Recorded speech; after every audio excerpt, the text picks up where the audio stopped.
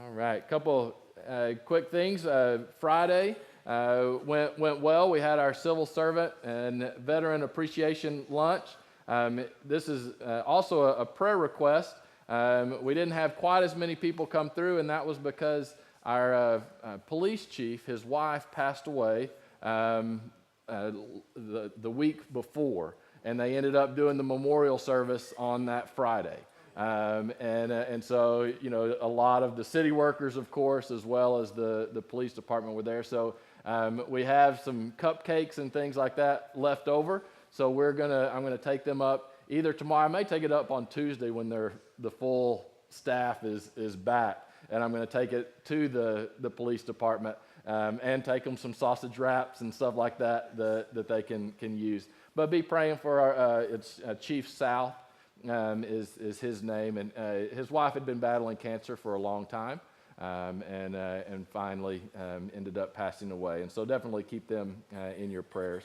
But we had a wonderful time and got to have lots of good conversation with people. And so again, I appreciate all the help and the work that goes on. We were talking about it's amazing. It's like the weather knows that it's Memorial Day because it turns summer on Memorial Day weekend, right? That's the unofficial start to summer, and it seems like every civil servant and veteran appreciation lunch we have, it hits 90, and the humidity goes right up there with it. So we did have a fun time though. I appreciate everyone who helped. I also wanted to mention there's a lot going on, obviously, in May. We're going to be recognizing some of our high school graduates next week, but there's also we've had some connections with our church family who have graduated from college as well. I know Casey Christensen graduated from Moody Bible Institute up in Chicago this past week. Also, Don and Mike have Joshua and Missy. They have Joshua got a bachelor's degree, and I think Missy got a doctorate degree. And so that's really exciting, just for this time of year and kind of those milestones in life. And we'll be remembering and celebrating high school graduates next week. So be praying for them because, well, it's not really rough for them. All they have to do is go through practice this whole week. They don't even have to go to school. But for parents who are preparing for family and the occasion of graduation, be in prayer for them. It's amazing how your perspective changes, right? Whenever you're the kid, you're just like, this is great. And then as you realize as a parent, you're like, man, there's a lot that has to go into this. So, and also one more thing, Greg has a ministry on Fridays where he goes up to Veterans Memorial Park. He's developed relationships with a lot of the day workers up there. There's one individual who he's fairly young, but has to have dialysis 3 days a week, and he usually takes the Cap Metro bus in, and it's not running tomorrow. And so Greg is trying to figure out a way to get this guy to it's in South Austin. If that's something that you may be able to do, Greg's working on the details. Go talk, and Greg could take him if someone could bring him back, or vice versa, something like that. If that's something that you can do, we know it's kind of last minute and it's Memorial Day, which is the reason that this is even an issue is because it's Memorial Day. So if that you're available to do that and can talk to Greg, but we're going to work something out no matter what. But that was a last minute need and wanted to offer support there. So today, whenever you do have obvious holidays like this, and Memorial Day is obviously a holiday that we should all embrace and celebrate. You always wonder, okay, do we make it that specific? Do we make that the theme of the service? There's different ways to go about it. And so as I was thinking about it, I was thinking about Memorial Day. I just started thinking about how we memorialize things. How do we make sure we remember important events? And so, of course, you start thinking, well, throughout the Bible, are there different places? And of course, all throughout the Old Testament, and we've kind of talked about that before, all throughout the Old Testament, there were very specific things that people did to memorialize, to remember when God had done something big. And so we're going to look at the life of an interesting individual. His name is Jacob, all right? And something that he did, and so this kind of is going to be at least a two-part little sermon. There's a couple of different areas of his life that I really want to hit. So we're going to be in Genesis chapter 28 here in a minute. But part of remembering and memorializing is making sure we also know history, right? Which is becoming a lost art. History kind of gets, all the coaches go and teach history in high school. You can kind of make an argument that history may be the most important thing that we need to be teaching. Like, I think history impacts my life a lot more than what 2x times 4, there's a little cynicism there. But I do think it is important that we understand history. And so in our faith, do we understand, kind of how we got to this place, right? And so if you start in Genesis, obviously, it starts kind of with what could be considered prehistory, right? Genesis chapters 1 through 12 is kind of prehistory. That doesn't mean that it didn't happen. It just means that it's kind of hard for us to figure out exactly what's going on. This isn't necessarily a timetable. It's not the way that we think about how we think about history today. But God is working. He's creating the world. Things are starting to take form. And God kind of progressively reveals himself to the world, right? It's called progressive revelation, if you want to look at it that way. So God is starting to reveal himself to the world in a different way. And so the first kind of historical person that we would consider would probably be Abraham, right? He is the father of the Jewish people. And God calls him. And again, we don't know. It's really interesting. We don't know, how did this happen? What's going on here? But Abraham was credited as a man of great faith because he picked up his family and he started moving them across the desert, to what's now the nation of Israel, right? And so we see that. We see Abraham. Abraham is a flawed individual, right? But what God is doing, he says, I'm going to create a people group that is going to represent me in the world so that everyone will know that I am God. That's this kind of the short version of this, right? But Abraham is flawed. And Abraham and Sarah, do you remember Sarah was barren, and then they laughed because they didn't believe that God would give them a son, but God gives them a son, and you have Isaac, right? And so now the people group is starting to grow. And that progression goes from Abraham to Isaac. Isaac is a pretty decent guy, it seems. He doesn't go off the rails too much. But again, I also want you to think back to what's going on here. There are no churches. There's no priest. There's no synagogue, right? It's kind of a different way that God is relating to this people group. He hasn't given the law to Moses at this time. So all that we think of when we think of God, we think of in a religious context, right? Now, we don't like the term religious anymore, right? But that's what we think about it in that context. There was none of that at this time. Abraham had an experience with God, and he was faithful to that experience, and God gave him a promise that he would make a great people, and he would give them this land.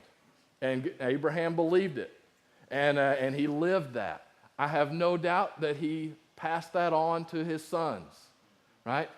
And Isaac had to experience that for himself. Again, they didn't go to church every Sunday. Right? How many of us, the way that we started our faith in God was just because our parents took us to church, right? Well, this was just because Abraham was telling Isaac, hey, this is what God did, right? And Isaac believed that. He was passing that down, I have no doubt. But the only problem really that you see with Isaac in Scripture, if you want to nitpick, right, because all these are just humans, they all have problems, is that Isaac and his wife, Rachel, they had favorites on their twin sons, right? That's never a good thing to do. And, we can all admit that we have favorite children. You just don't do it out loud, right? Your actions can't look that way, right? You have to cover it up. Well, they didn't. Isaac loved Esau, who was the older. Rachel loved Jacob, who was the younger. And in that day, the cultural setting there, right, was that the older got all of the birthright. It didn't mean that the younger was just cast out and couldn't do anything, but they didn't carry on the family name. The family name would go through the older traditionally. But it was something that was passed down. And so if you remember, at one point Esau sold his birthright to Jacob, right? Which really he couldn't do, right? Because it really came from Isaac to who Isaac was going to give it to, which was always the older son. But it kind of showed how Esau was pretty flippant with his birthright, right? And so Jacob kind of steals it that way. But then Isaac is getting to the point where he knows he could die at any time, and so he's going to officially give that birthright away. Rachel hears Isaac talking to Esau and says, Jacob, you need to go in there and fool your father. Thankfully, he's nearly blind, right? And so you can pretend to be Esau. And so Jacob goes in, pretends to be Esau, receives the birthright. And so, and I guess you can view it as today is like probating a will, right? When that will is probated, even if grandma gives all of her stuff to the dog Fluffy, it doesn't matter. It's like legally it's kind of done. Well, that's kind of the way I view what was happening there.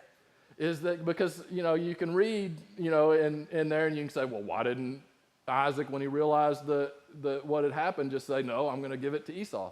Well, it was kind of an official transaction in their minds, right? They were bound by that.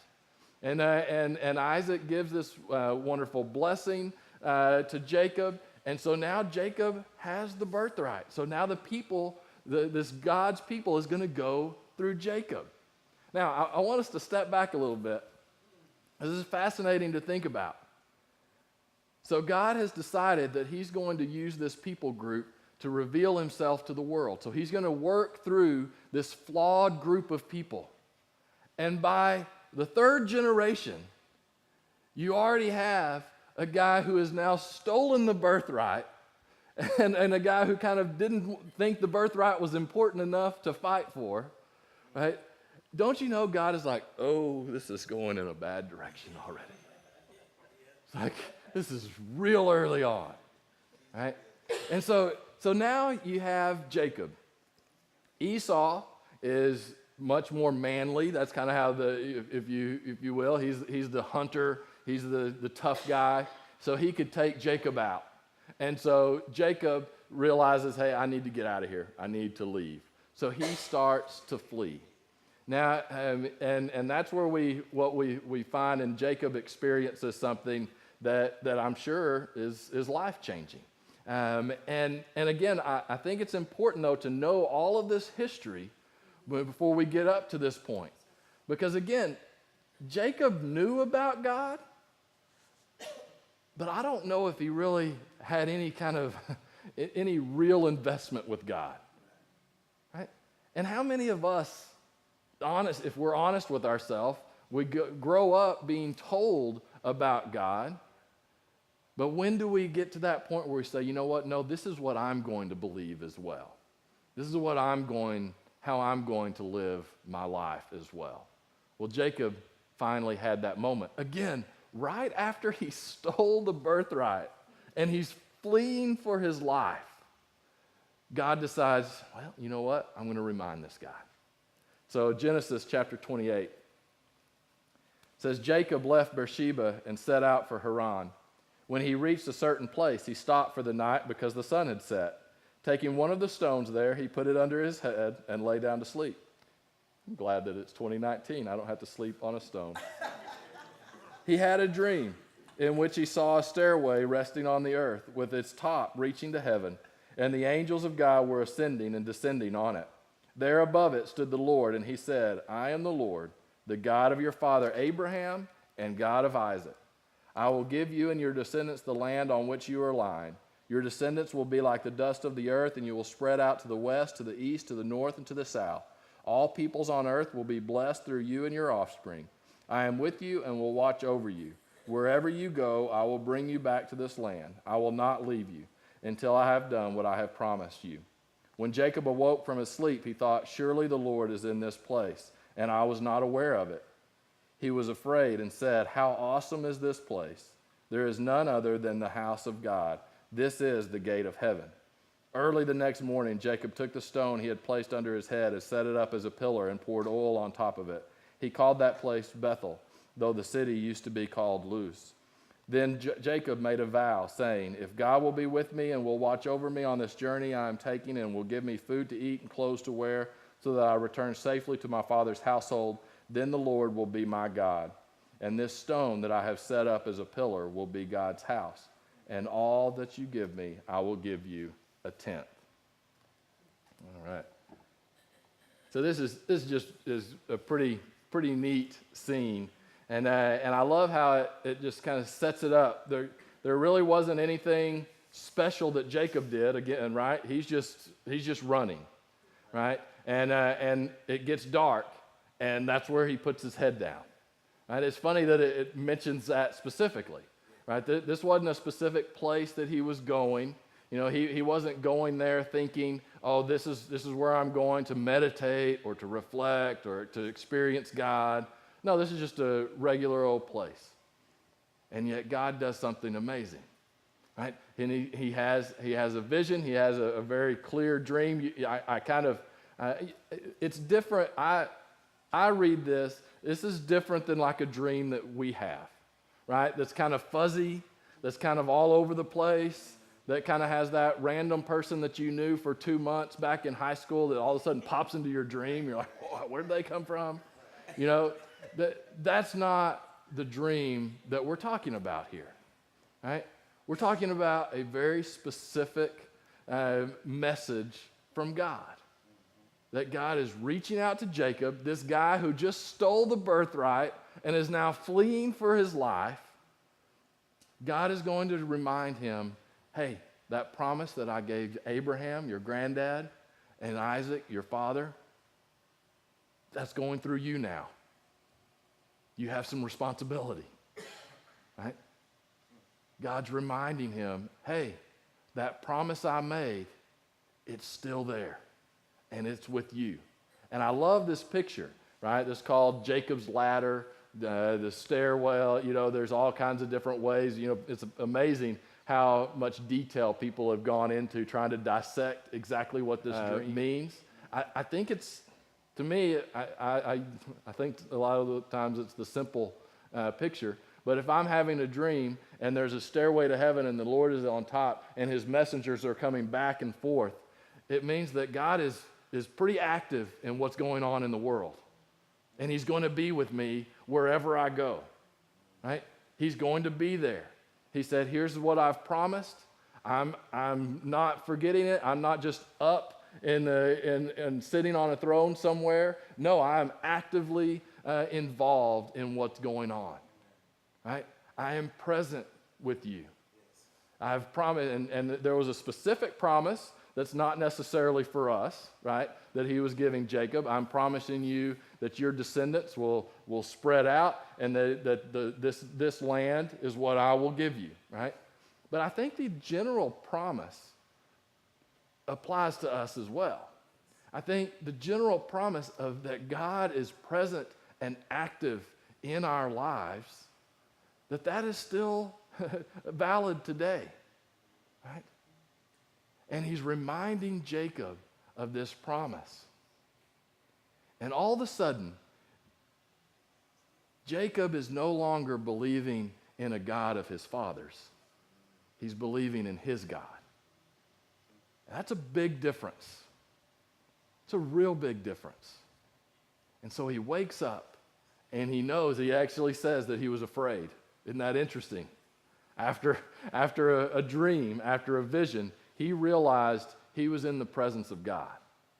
Right? And so what did he do? Is he makes a monument.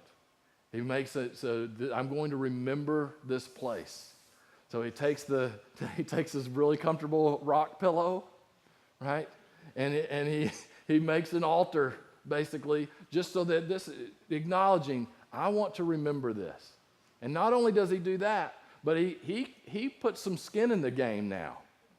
He says, okay, if this is what you've promised me, and if you're doing that, then I am also going to invest in you, right? And he says, I'm going to give a tenth. This is, again, where the basic tradition of the tithe comes from, right? So I'm going to give a tenth. I'm going to give back to you. I'm going to live out this promise that you have told me about. And then Jacob goes on with his life, and we'll talk a little bit more about that next week. But I think this is really instructive for us.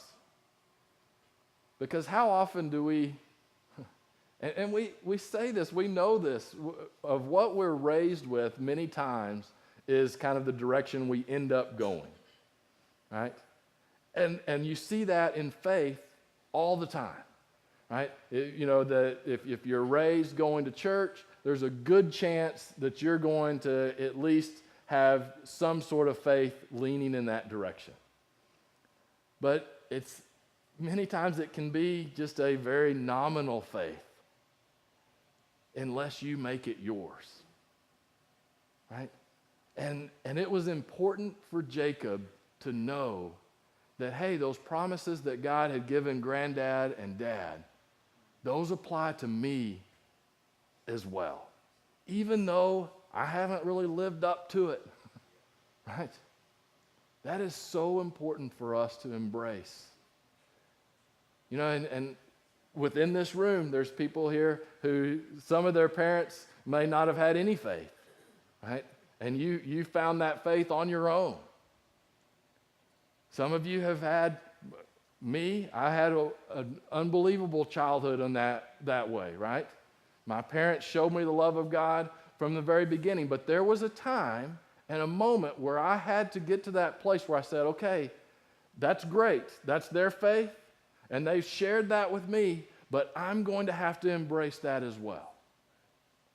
And there wasn't a moment that I had any kind of a vision or anything like that, because I don't think that's not the normal way that God works, right? But God clearly will work in our life. And I can kind of remember that time after college. I'd been a youth pastor, part-time during college, and then now I was working in the quote, real world in sales, and it just was unsettling. And it was like, something's not right. And then all of a sudden, some opportunities come to start to get back into ministry. And it was just, you realize, wait, God's calling me to something different. And I had to determine right then, it's not that I hadn't already believed in God, I'd already had. But that was kind of one of those moments like, wait, this is going to be the direction of my life. And it's coming because of my faith in God, because of where I believe He's leading me to go. Right? That's what Jacob is experiencing here. And so no longer is this God just the God of Abraham and Isaac. Now it's the God of Jacob, because he has embraced that. It's important for us to remember our history, to remember the faith of our fathers and mothers and our grandparents. But at some point, he has to be your God. You have to say, yes, I am going to follow him. I am going to allow him to lead my life. And I'm going to give back, and I'm going to invest into that relationship. Make sure you remember that. Don't go sleep on a rock tonight. But take some time to remember. Remember, when was it that God grabbed a hold of you and said, I want to be your God? And you said, I want you to be my God. And you didn't rely on the faith that was in the past. All of a sudden it became real to you. And now start investing in those promises. Because that wonderful vision of God being present in our lives is still applicable today. Because he invests in your life and in my life. Let's remember that he is our God, and let's live for him each and every day. Let's pray together.